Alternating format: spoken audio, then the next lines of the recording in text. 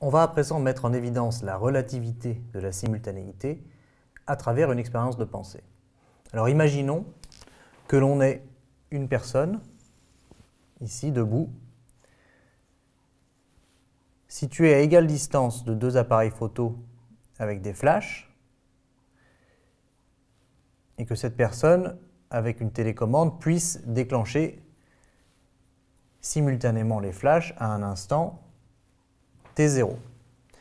Alors lorsque la personne déclenche les flashs, simultanément, eh bien, puisqu'elle se situe au milieu, à la même distance de chacun des flashs, eh bien, les ondes lumineuses vont parcourir la même distance, avec la même célérité, et arriver en même temps à cet observateur. Et pour cet observateur, les flashs seront simultanés.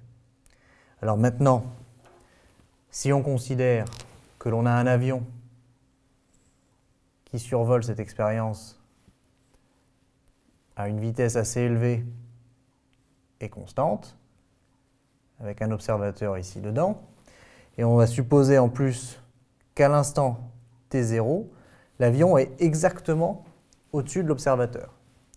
Donc les flashs sont déclenchés simultanément, simplement dans le temps qu'il va falloir pour le flash pour parcourir cette distance-ci et cette distance-ci, eh bien l'avion, lui, va avancer. Sa vitesse v comme ceci. L'avion va avancer durant cette très petite période de temps et se rapprocher un peu plus du flash ici et s'éloigner de celui-ci. Ce qui signifie que pour l'observateur dans l'avion, il verra le flash issu de cet appareil photo avant de voir le flash issu de cet appareil photo. Ce qui veut dire que pour lui, les flashs ne sont pas simultanés.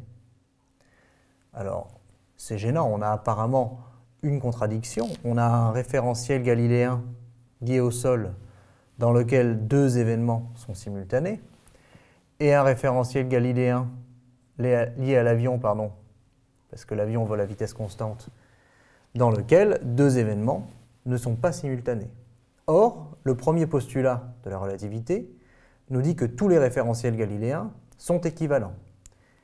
Ce qui veut dire qu'il n'y a pas contradiction entre les deux scénarios et que la seule conclusion possible, c'est de dire que deux événements simultanés dans un référentiel galiléen ne le sont pas forcément dans un autre, et donc que la mesure du temps dépend du référentiel dans lequel il est mesuré. Alors ça, c'est fondamental et on va le répéter.